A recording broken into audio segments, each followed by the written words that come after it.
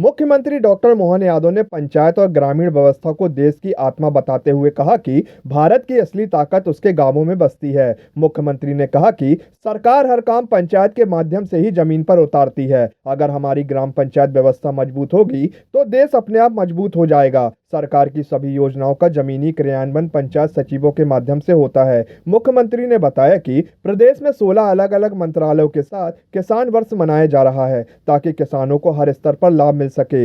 मुख्यमंत्री ने कहा कि पंचायत सचिवों के माध्यम से सरकार की योजनाएं सीधे हितग्राहियों तक पहुंचाई जाएगी और सरकार हर पंचायत सचिव की चिंता कर रही है।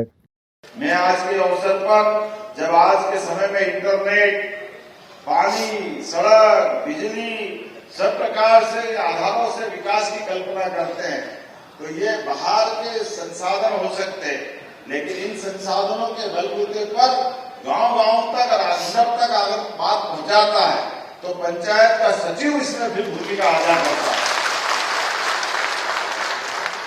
इसीलिए आज जब भारत डिजिटल युग में प्रवेश कर रहा है और आसपास के देशों की तरफ, दुनिया की तरफ देखो निगाह तो कई बार डरावना पक्ष भी दिखाई देता है, लेकिन गांव में कोविड के काल से लेकर आज तक हमारे गांव ने सबसे मुकाबला किया तो गांव की स्वच्छता, गांव का पारिवारिक माहौल, गांव के बाकी व्यवस्थाओं पे आपके माध्यम से हम बहुत सारी बात सोच रहे हैं।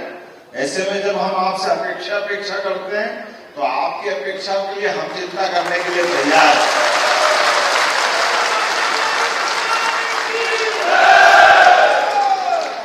इसीलिए पंचायत सचिव के लिए हमारे व्यवस्थाओं में माननीय मंत्री जी और हमारी सरकार आपके सभी प्रकार के काम जिसमें जिला कैडर का गठन, सेवा शर्तों का सुधार, प्रशिक्षण, डिजिटल प्लेटफॉर्म, तकनीकी संसाधन सभी क्षेत्र में आगे बढ़ रहे हैं और इसीलिए आयुष्मान 62 साल आपके लिए भी कर दी है हमारे पंचायत सचिवों के लिए। और 13 सितंबर 2023 से 7वें वेतनमान के आदेश भी जारी कर दिए। ये हमारे मन में आपके प्रति का भाव है। और पंचायत सचिवों को जो 250 रुपए का भत्ता वही है ना दिया जा रहा है,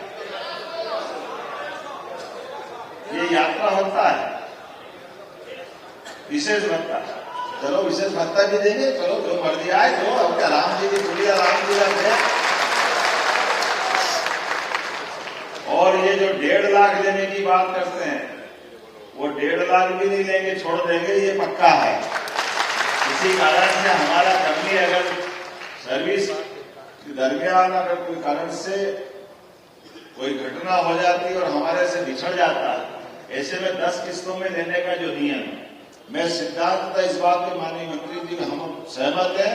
हमारे द्वारा वो पैसा लेना ये अच्छी बात भी है, उसको हम अपने इस परिवार के लिए हमारा स्वजन हमारे बीच में से चला जाता है, ऐसे में परिवार में तो मदद करने का मौका आता है। ये नियम ही उल्टा पुल्टा बना हुआ, इसलिए उल्टा पुल्टा नियम खत्म करने की घोषणा करते हैं। तो जो निर्णय है वो आपकी जानकारी में है। समयमान वेतनमान का 2025 में ही ऑर्डर हो गया था और जिसको अलग से कोई ऑर्डर मुझे निकालने की जरूरत नहीं है, वो जीएटी के तहत हो भी जाएगा। हम सबको मुख्यमंत्री जी को धन्यवाद देना होगा कि जब मैंने काम शुरू किया था उनको मैं कोई भी काम ध्यान में लाता था वो कह देते कि नहीं आप इस पर आगे बढ़ो। अब जैसे उदाहरण के लिए अनुकंपा ड्यूटी में 3 साल का आपको अनुमति थी, मतलब आपको एक बार मैंने कहा था उसका 5 साल और 7 साल और अधिकतम सीमा भारत सरकार की थी, वो हमने की। लेकिन चूंकि न्यायालय से जो फैसला नहीं होने के कारण कि पिछड़े वर्ग का जो आरक्षण है उसके कारण से जो संकट पैदा हुआ है उस कारण से चीजें रुकी है।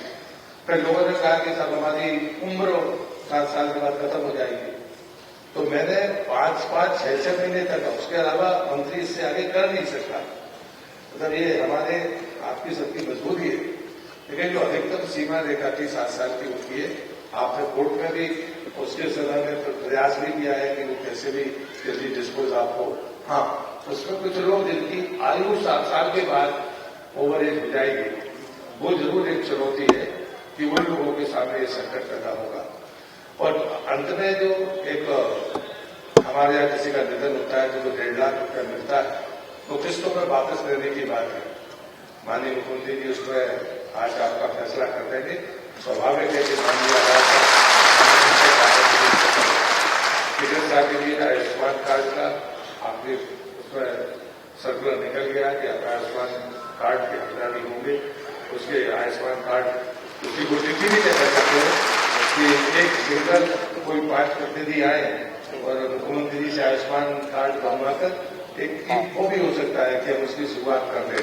तो मुझे लगता है कि बाकी जो संविधान की बातें हैं, जो बीजेपी की बातें हैं, आदरणीय मुख्यमंत्री हमारे बीच में, हम सब संवाद पर विश्वास रखते हैं।